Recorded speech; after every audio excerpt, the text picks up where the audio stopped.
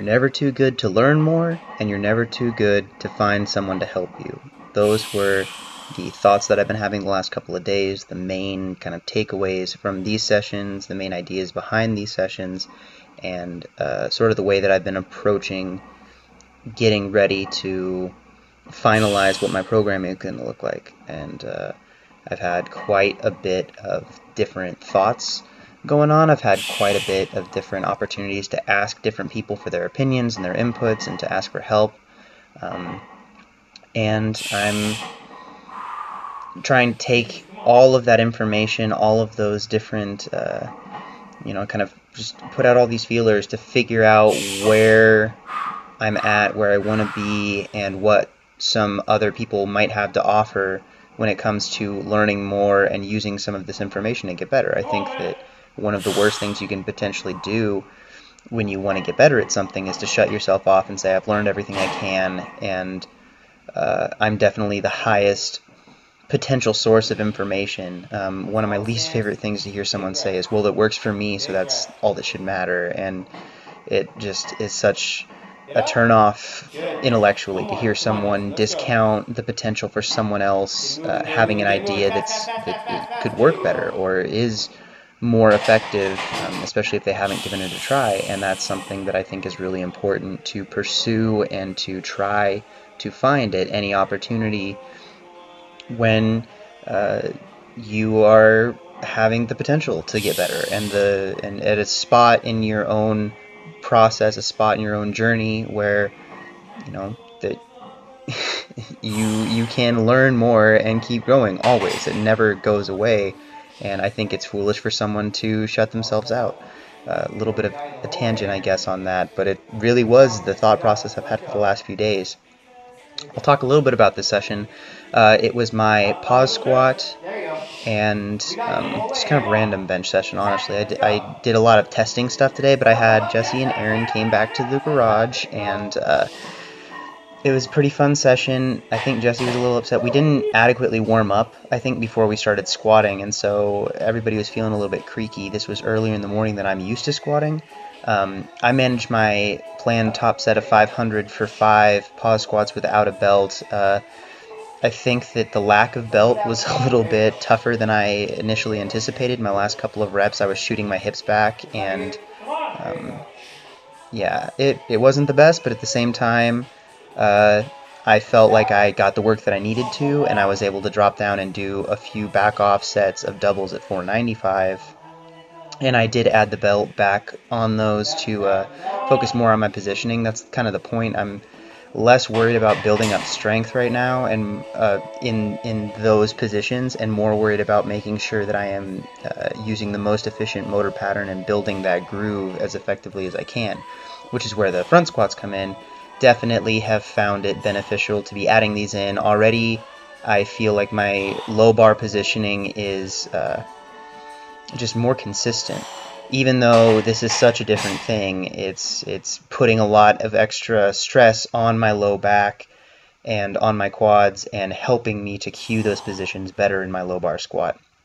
Erin worked up to a double at 225 on her squat, which I think is a number that she failed at on a single a few weeks ago, and so she's been trying to claw back from a bit of a dip in her squat performance, and it's been awesome to see her get back to her improvements. I think that she did those 185 pause squats. I think she might have gotten 5 on some previous sets, and the only one I was able to remember to film was that last one. So I'm sorry, Erin, if I shortchanged you on your squat gains. Just know the world knows that you're a beast lady. So after they left, I got onto my benching, and mostly I was just trying out some different grip things. I was trying out some different technique and setups today. This was after I posted a question thread, I suppose, in the Strength Crew Facebook forum, where I said, does anybody have any ideas of what the best cues for their bench were, what's helped them the most, just trying to, again, gather all that information I can, potentially finding someone who could really give me some enlightenment on my bench. It's not that my bench is terrible. It's not like it's not progressing. I just wanted to get more information to see if I could improve the way that my own press is going, because it's been a weakness of mine. And I had a lot of people respond.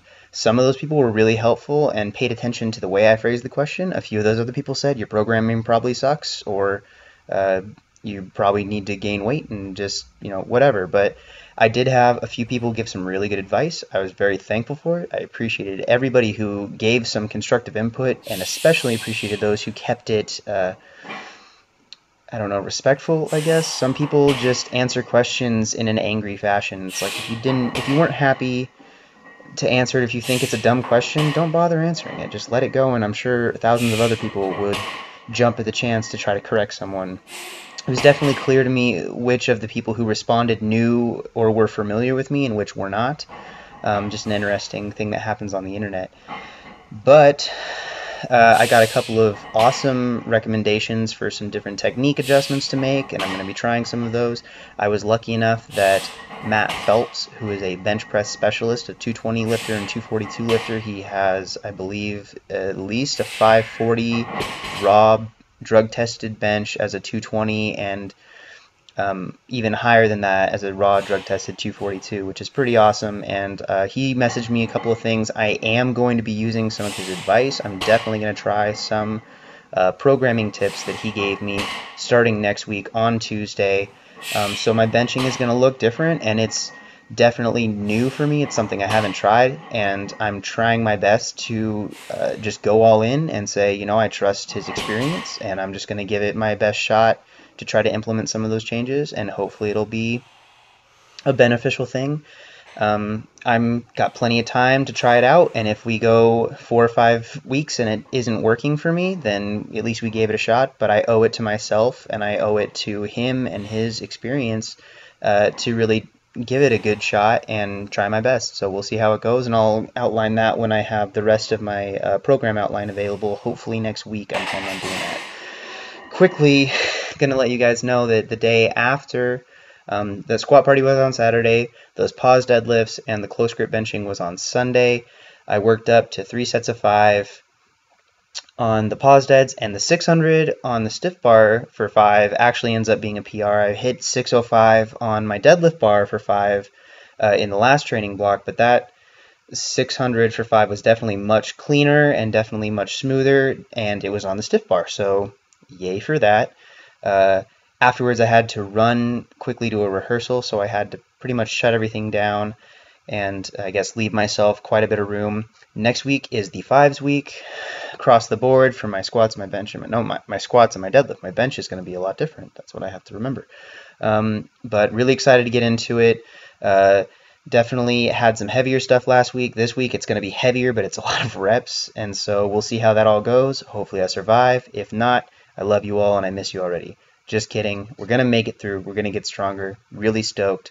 Thank you all for watching. I hope you enjoyed the video. I hope I didn't ramble and lose too many of you, but even if I did, go ahead and watch it again because that's really good for the channel and really good for me, and hopefully you learned something too. Have a great night. Bye.